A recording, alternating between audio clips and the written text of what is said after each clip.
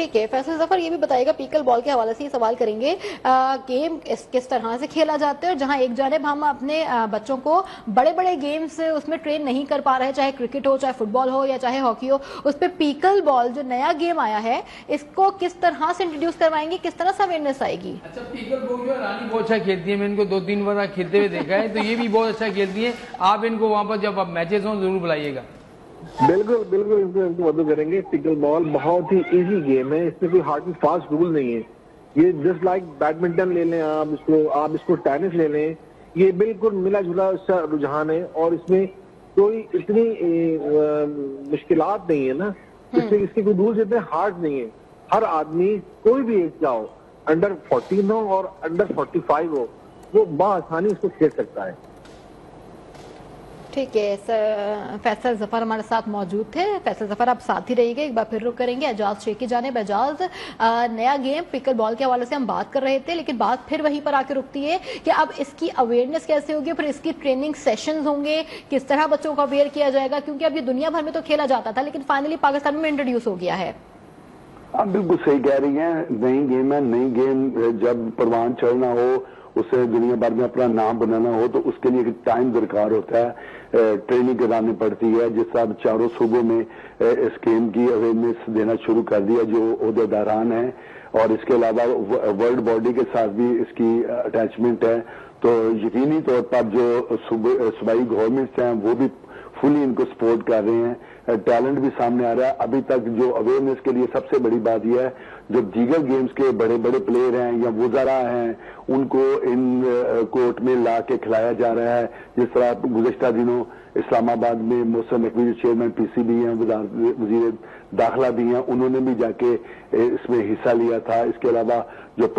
اداکار ہیں ایکٹر ہیں وہ بھی جا کے کھیل رہے ہیں تاکہ لوگوں کی جو کشش ہے اس گیم کی طرف رغبت زیادہ سے زیادہ بڑھے تو وہ چیز نظر آ رہی ہے. ظاہر ہے ایک گیم ہے راتوں رات تو اس نے نہ تو ورلڈ چیمپئن بھی پیدا کرنا ہے اس پہ بھی جس طرح ہوتا ہے نا بڑی مشکل سے ہوتا ہے چمن میں دیداور پیدا تو اس پہ ایک ٹائم لگے گا اویئرنیس کے لیے بھی تو اس ورلڈ میں بھی نام پیدا کرنے کے لیے بھی ایک لانگ ٹائم درکار ہوئے گا. اب دیکھنا یہ ہے کہ اس کا فیوچر کیا ہوگا کیا یہ جو ابھی اس عہدیداران ہیں اس مختلف ایسوسیشنوں کے اور فیڈریشن کے وہ کب تک یہ سال لے کے چلتے ہیں ان کو گورنمنٹ کہاں تک سپورٹ کرتی ہے اور گراس روٹ لیول پر اس کی پروموشن کے لیے کیا اقدامات کیے جاتے ہیں. جب یہ سارا کچھ سامنے آئے گا دن پتہ چلے گا کہ 4 سال بعد 6 سال بعد یہ گیم کہاں پہ سٹینڈ کرتی ہے تو ہمارے جو پاکستانی پلیئر ہیں کیا سنوکر کی طرح ہاکی کی طرح کرکٹ اور دیگر گیموں کی طرح کیا دنیا بھر میں اس گیم میں بھی نام کما سکیں گے یا نہیں.